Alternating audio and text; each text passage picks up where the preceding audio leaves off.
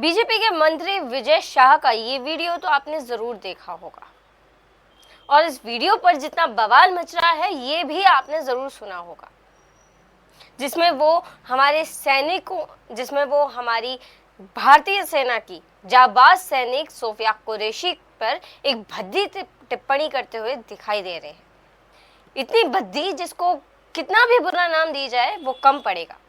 यहाँ तक ये सिर्फ कर्नल सोफिया कुरैशी पर ही नहीं बल्कि हमारी पूरी भारतीय सेना को किस तरह से एकदम तार तार करते हुए नजर आ रहे हैं, जिसके बावजूद अब तक बीजेपी का कोई भी नेता इस बयान के बाद उनके खिलाफ बयान देने के लिए तैयार ही नहीं है।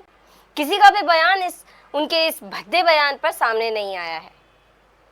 इसमें एक नहीं, दो नहीं बल्कि तीन बार उन्होंने हमारी भारतीय सेना की जाबाज सैनिक सोफिया कुरैशी को पाकिस्तान की बहन बताया है कि कहा है कि पाकिस्तान को नस्तानाबूद करने के लिए और उन पाकिस्तानियों को सबक सिखाने के लिए जिन्होंने हमारी भारतीय बेटियों की मांग का सिंदूर उजाड़ा है, उसका बदला लेने के लिए मोदी जी ने उन्हीं की बहन को उनके पास भेजा है।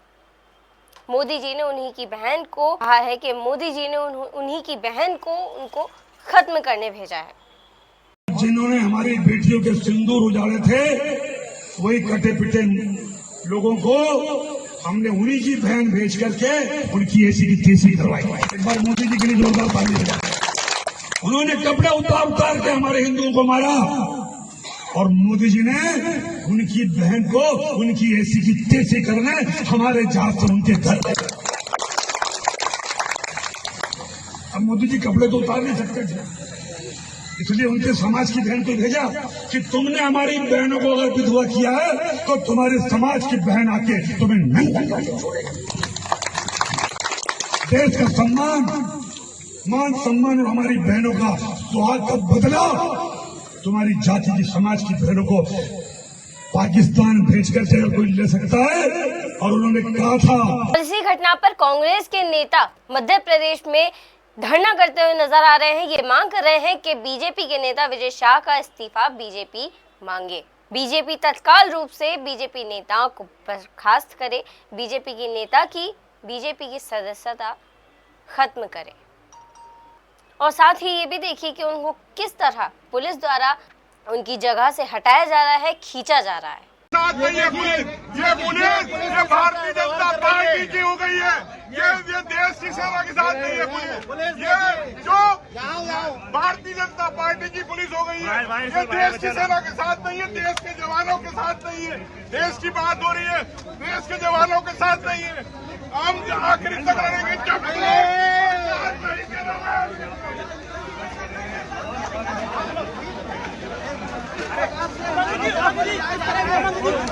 ये देखिए किस तरीके से यहाँ पर नेता प्रतिपक्ष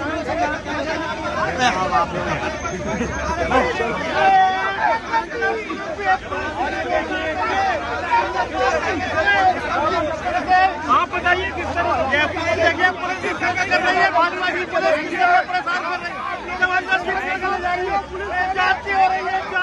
वहीं साथ ही बीजेपी के नेता जगदीश देवड़ा का भी ये बयान सुनिए जो मध्य प्रदेश में वो दे रहे हैं।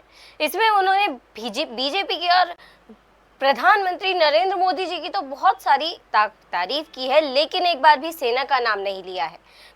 भले ही ऑपरेशन सिंदूर में भारतीय सरकार का योगदान रहा है, बल्कि सभी पार्टियों का योगदान रहा है कि उन्होंने एकजुट होकर भारत की सुरक्षा व्यवस्था को ध्यान में रखते हुए ऑपरेशन सिंदूर का साथ दिया है। लेकिन सरहदों पर लड़ने वाले जवान, सरहदों पर लड़ने वाले सैनिक, हमारी सेनाएं जिन्होंने इस ऑपरेशन सिंदूर को सफल किया है, उनका एक भी बार नाम नहीं लिया है।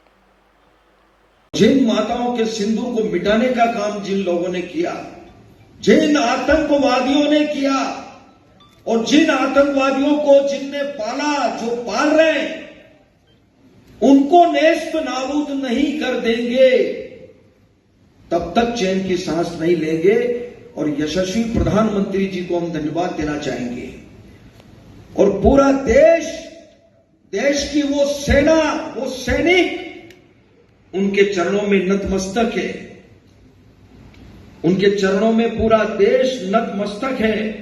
उन्होंने जो जवाब दिया है उसकी जितनी सराहना की जाए, जितना कहा जाए, एक बार उनके लिए जोरदार ताली बजा करके। तो जैसा कि देखा आपने कि बीजेपी के नेता मध्य प्रदेश में अपना जो भाषण दे रहे हैं, जगदीश देवड़ा जी किस तरह प्रधानमंत्री जी के चरणों में नतमस्तक हो रहे हैं, और वहीं दूसरी ओर आपने देखा कि विजय शाह जी किस तरह से हमारे देश की जाबाज सैनिक, जाबाज कर्नल सोफिया कुरैशी का अपमान करते हुए नजर आ रहे हैं, उनको पाकिस्तान की बहन बताते हुए नजर आ रहे हैं। और आपको ये भी बता दें कि अब तक बीजेपी के किसी भी नेता ने इन दोनों ही नेताओं के बयान पर कोई एक्शन नहीं लिया है।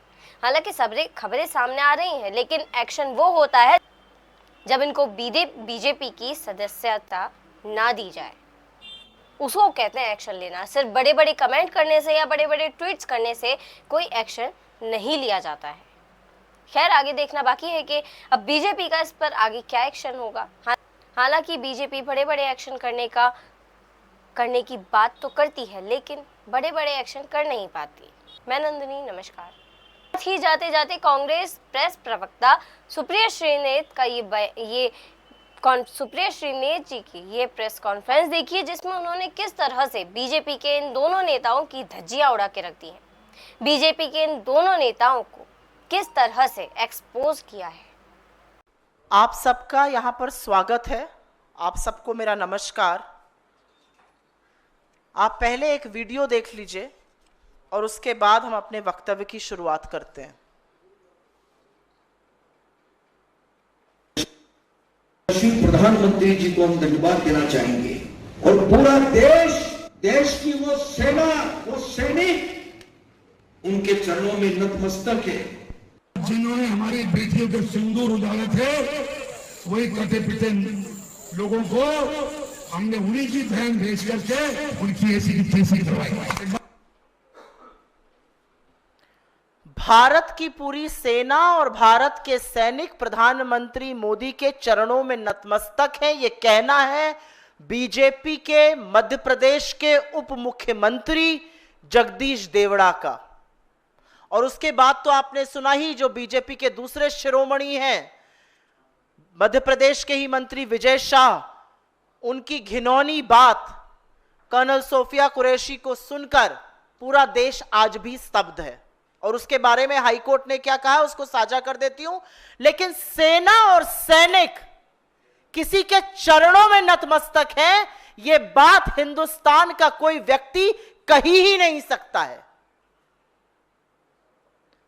जिस सेना के शौर्य और पराक्रम के आगे पूरा देश नतमस्तक है, जो सेना हमारी सरहद से लेकर हमारी भूभागीय अखंडता, हम सबकी सुरक्षा सुनिश्चित करती है, जो जब जब देश पर संकट आता है, इस बार भी जब पहलगाम का आतंकी हमला हुआ तो दुश्मन को नाकों चने चबवाने का काम जो सेना करती है, जिसने पाकिस्तान में घुसकर आतंकी कैंप निस्तो नाबूद किए, जिसने पाकिस्तान की रूह कपा दी, उस सेना के लिए कहना कि वो सेना किसी के चरणों में नतमस्तक है, ये पाप है। और ये पाप बीजेपी के लोग, बीजेपी के उप मुख्यमंत्री, उनके वरिष्ठ नेता लगातार कर रहे हैं।